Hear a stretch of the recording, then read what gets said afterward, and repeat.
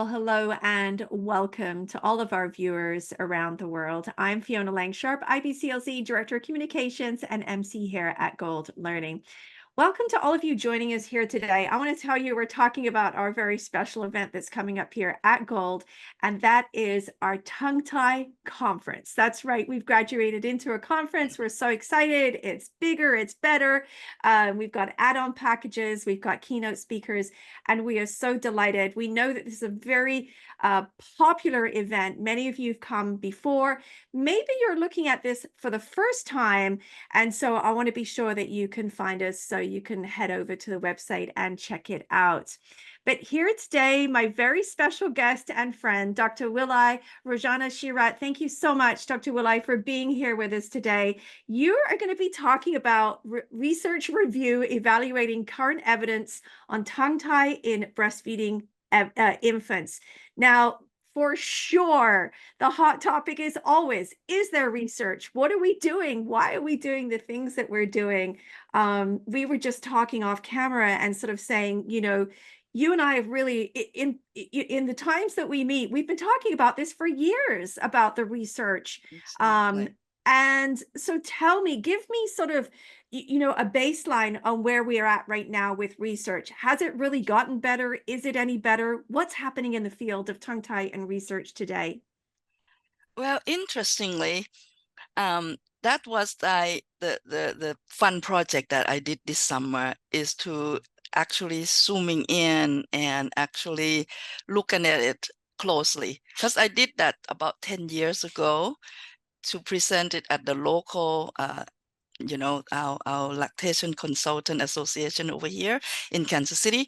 And this made me just, like, oh, wow, I really like to go back and revisit again about this topic, and just to see what's the evidence out there, what's the research being done in the past, decades here, and see is there anything that we can actually come back and adopt and kind of update our protocols at work or something like that. But surprisingly, there are lots more number of research. Of course, I can Right. see that it's kind of like I would show that in the slides that yeah, there are steep in terms of the speed of the research being done in the past, decades here, that there are a lot more.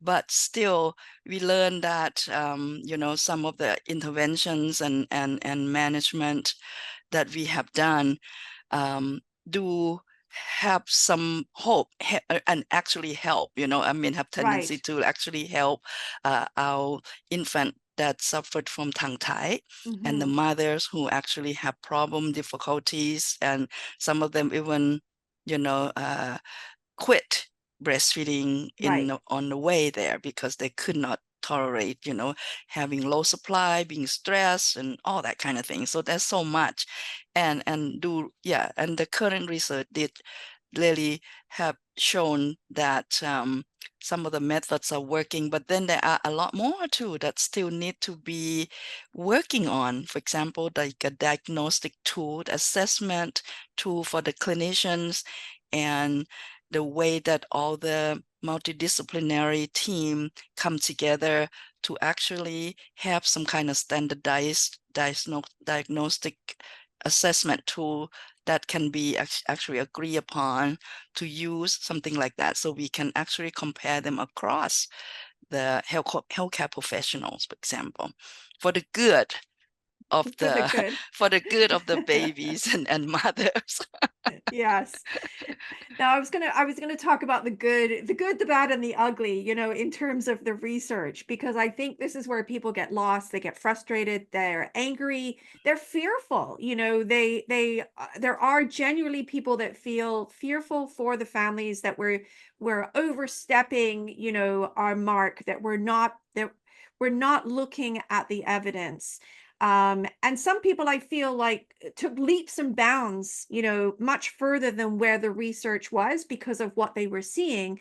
And and our responsibility is to first do no harm. Yeah, And exactly. I believe that most people do stand behind that. I believe that, in that humanity.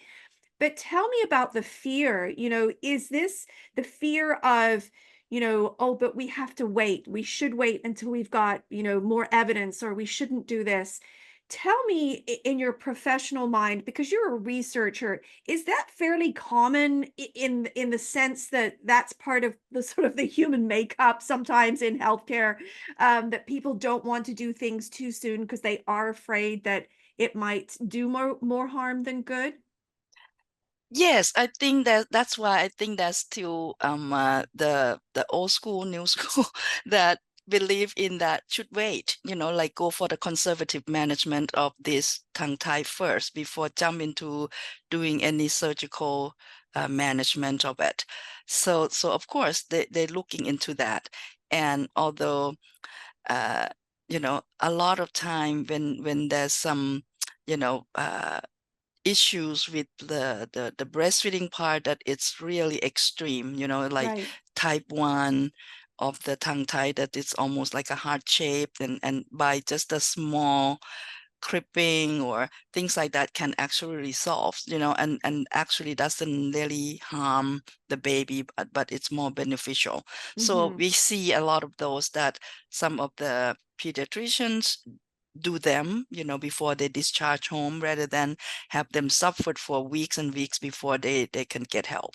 So I think there are a lot more now that considered that, well, it's not going to harm the babies at all. So I think, but actually going to help the baby to be able to transfer the milk better, help mom getting breastfeeding a little more comfortable, not as painful, all that. So I think it's just considered case by case, Right. and that seemed to be the practice that I see more now Mm. today. Oh my gosh, you're just I feel like I gotta write down notes now. You're so good, but it reminds me, I don't know if you remember this time, but you gave me some very wise words about research, and I was just again, pushing you and pressing you for answers. And I said, what do we do? Where do we go with this? How do we come together? And you said, well, that's what it is, Fiona. You said that, when we look at research, let's first look at what we do agree on. Let's look at what we agree on first and then work out from there. And I think that's what we've started to see. There are some things that we agree on, in the Yeah. community, that at large, where you've got people who think, we should be more conservative, and people that are pushing ahead. So the Hmm. agreement is that we can identify some of these type ones, and we can do, sometimes very minimal intervention, and very quickly babies get back on the breast, the pain is resolved, et cetera, et cetera. So there's Yes. definitely things that we see and we agree on. Uh, Hmm. and so I really appreciate, your wise words. I repeat them all the time to people. Let's talk about what we agree on. As we move forward in this field, and as we look at, some of the things that are happening, can you tell me what you see are some of the limitations, to the research right now, and what we should do as practitioners? What are the limitations? Because I feel, I'll just say this, and I'll preface to that, because I was thinking about the parents. I feel like the parents have started to be the driver in a lot of Hmm. this, where Hmm. Hmm. they are coming to me and they're saying, "Oh, my baby's got a tongue tie, and I'm going to go get it clipped, and then I'm going to come see you." So, Hmm. that's the driver. But what's the limitation now? What have we created, something that's gotten a bit out of control? Tell me about that. Um, well, a lot of it is like I did, when I say that the parental education, and, you know, in certain practice, they don't even allow the ICBCLC to diagnose or giving like, okay, your baby has tongue tied, or, Right. you know, Yes. Yeah, so yeah. so a lot of time the safe side of it is that teaching the parents to be able to identify, if this a good latch, poor latch, and how you feel, how the baby's doing, that kind of thing. I think it's the worth of like, because that's the parents that's going to be the drive Sure. to get that, but you have to give them the good resources and tool to be able to assess them. You give them, that's why I feel that mom would need all this, and see that if all of this get check. So that's kind of tentatively kind of something that you suspected, that tongue tied, and may need to actually consult another specialist or something like that.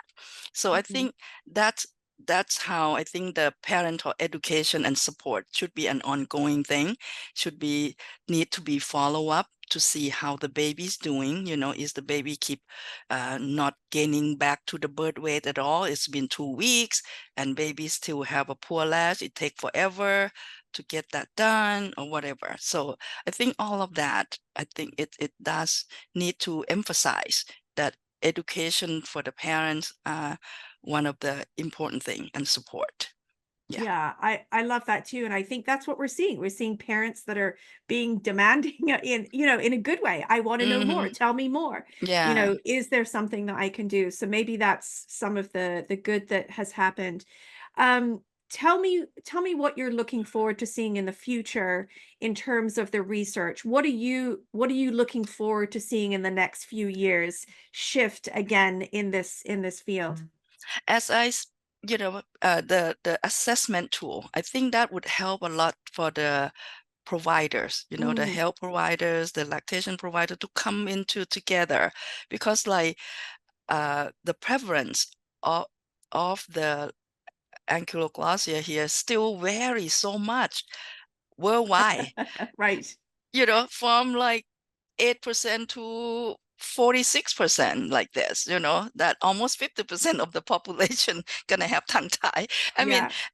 I think the differences is the variation, to me, I think, is because of we don't have something to agree on, like a certain diagnostic tool, the Right. assessment that actually have good validity and reliability, that have a good psychometric, properties that have been tested well in multiple research and have been published, have been doing all this process of scientific process to validate the tool. Right. So once we have something like that, a lot of facilities can actually, or institution, to adopt them and then use them, can help them with the screening. Like, Mm, to me, I think if we put part of that into our practice, every baby that being discharged home get to be screened, using the standardized tool, something like that, that would help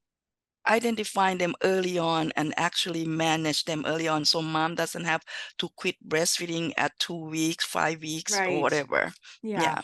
Yeah. Hmm. I mean, that sounds perfect to me. I'm gonna hold you to it.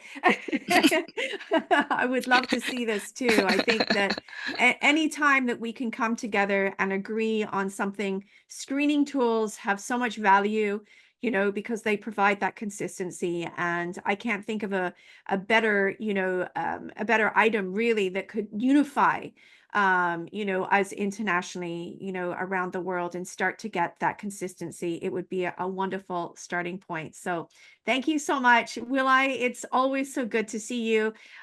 Your presentation coming up here with us is absolutely fantastic.